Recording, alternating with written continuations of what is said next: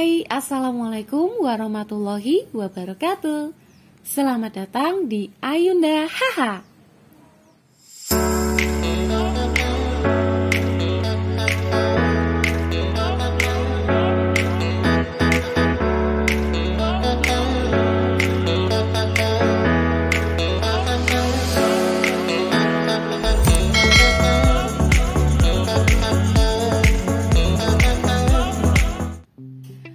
Kembali saya ucapkan terima kasih karena kamu sudah mampir lagi ke channel saya.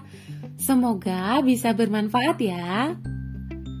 Seperti janji saya pada video Kari Menjawa yang ke-6, pada edisi kali ini saya akan membahas tentang persiapan yang saya lakukan sebelum solo traveling.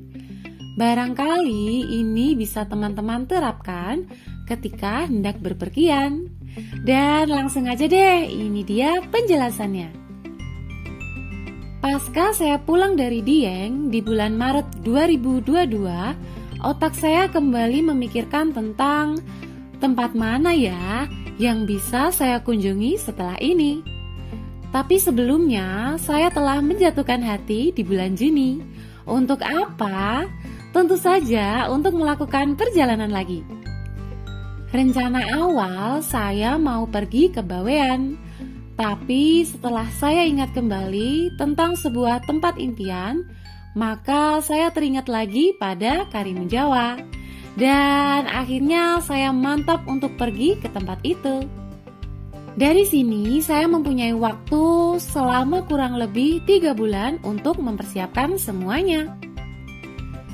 Yang saya lakukan pertama adalah mulai menyisihkan dana.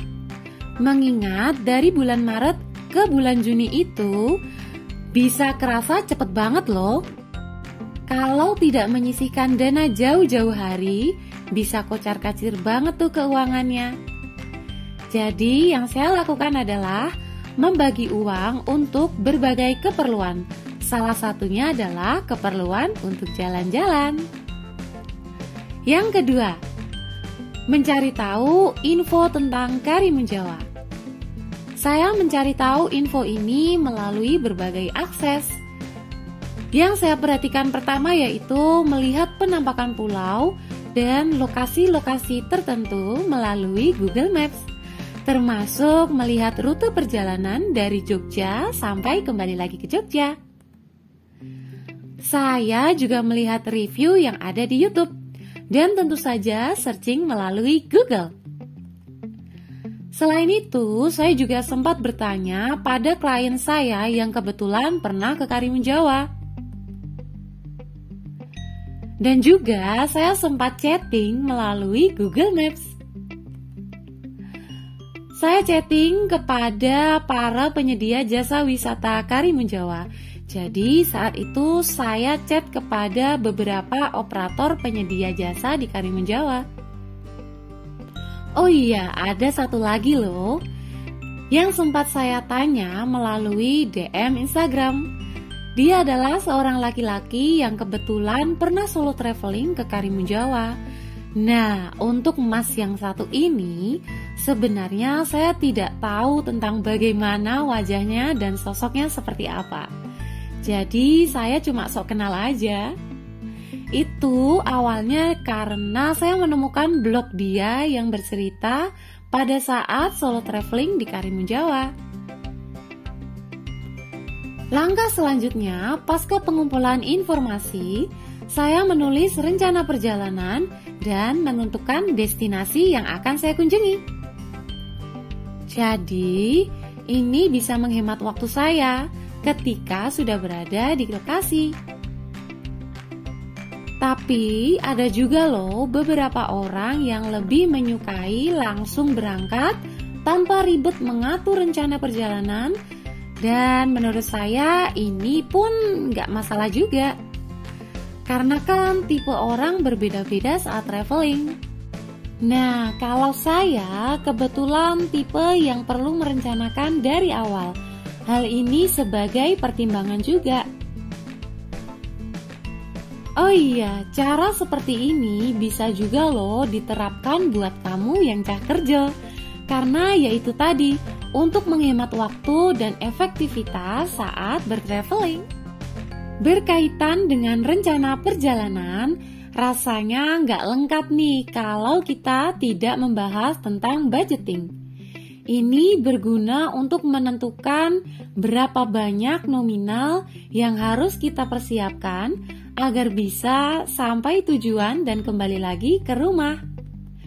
Di sisi lain, supaya tidak kehabisan dana saat sedang liburan. Dalam hal budgeting ini, saya tipikal orang yang selalu melebihkan budget.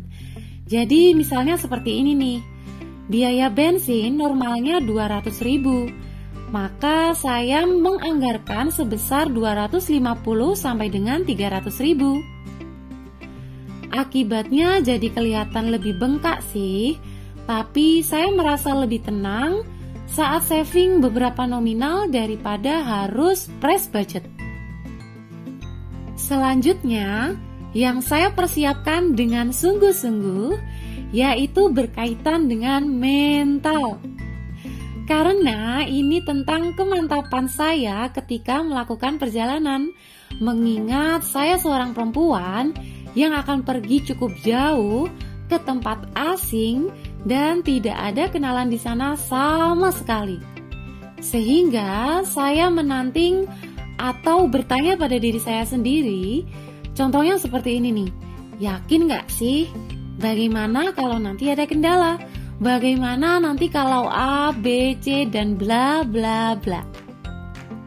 Dengan begitu, saya bisa berupaya semaksimal mungkin untuk meminimalisir setiap resikonya. Perkara mental, saya terus melakukan pertanyaan pada diri sendiri sampai menjelang keberangkatan. Jadi, tidak sesingkat itu dalam mempersiapkannya.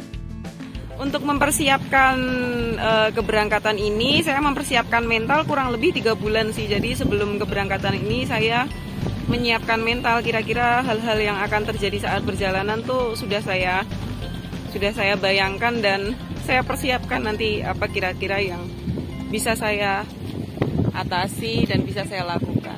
Hal penting lainnya adalah mempersiapkan kendaraan. Tujuannya agar tetap prima. Mengecek motor secara berkala dan keseluruhan menjadi ritual wajib sebelum saya melakukan perjalanan, karena ini untuk keselamatan saya juga.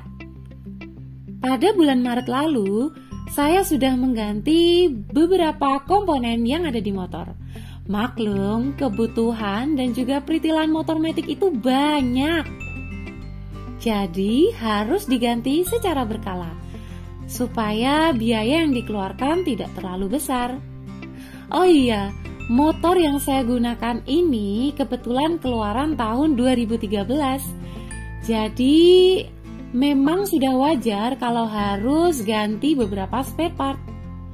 Dan tentu saja harus rutin ganti oli.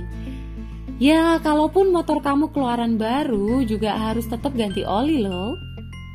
Waktu itu saya juga sempat mengganti ban belakang saya. Jenis ban yang saya gunakan adalah ban tubeless. Saya merasa lebih aman saat menggunakan ban jenis ini karena lebih minim resiko, tapi sebenarnya juga ada resiko di balik resiko yang minim loh. Contohnya seperti ini. Tidak semua bengkel itu bisa melayani tambal ban tubeless. Jadi ya itu tadi, di balik pilihan yang sudah kita tentukan, biasanya juga tetap ada resiko di belakangnya.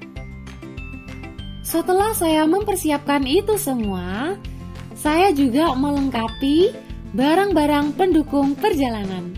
Salah satunya yaitu membeli baterai untuk action cam. Mengingat jenis kamera ini baterainya tidak terlalu tahan lama, jadi saya membeli beberapa baterai untuk keperluan dokumentasi.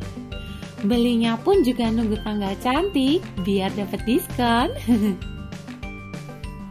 1 minggu sebelum keberangkatan, saya juga sudah memesan penginapan. Nah, penginapan ini kebetulan sudah sempat saya cari melalui Google Maps. Jadi dalam hal memilih penginapan pun, saya masih mengandalkan Google Maps untuk melihat perbandingan harga dan juga review dari orang lain. Saya memesan satu penginapan di Jepara melalui Agoda dan satu di Karimun Jawa melalui Tokopedia. Sebenarnya Karimun Jawa itu masih Jepara juga sih, tapi udah beda pulau. Salah satu keuntungan jika kita sudah memesan penginapan terlebih dahulu, yaitu kita bisa langsung menuju ke penginapan tanpa membuang banyak waktu dan pusing menentukan pilihan. Lanjut ke persiapan yang berikutnya, yaitu pada saat packing. Hal yang wajib saya persiapkan adalah wadah P3K. Karena ini berkaitan dengan obat dalam keadaan darurat sesuai dengan kebutuhan kita masing-masing.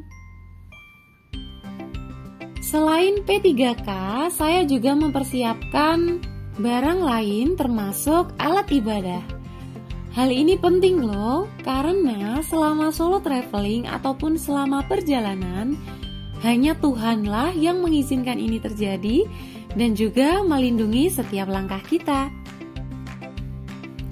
Oke deh, sekarang kita review ulang ya tentang hal yang saya persiapkan dan yang saya perhatikan sebelum traveling ke suatu tempat. Yang pertama, mempersiapkan dana. Kedua, mencari tahu informasi tentang tempat yang hendak dikunjungi. Yang ketiga, membuat rencana perjalanan dan juga budgetingnya. Yang keempat adalah persiapan mental. 5. Persiapan kendaraan. 6. Melengkapi kebutuhan pendukung. 7. Memesan penginapan. Dan yang terakhir ke-8 yaitu packing. Nah, itu tadi adalah persiapan yang saya lakukan secara keseluruhan.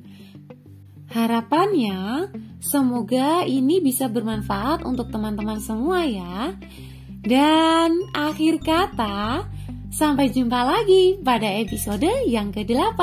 Wassalamualaikum warahmatullahi wabarakatuh.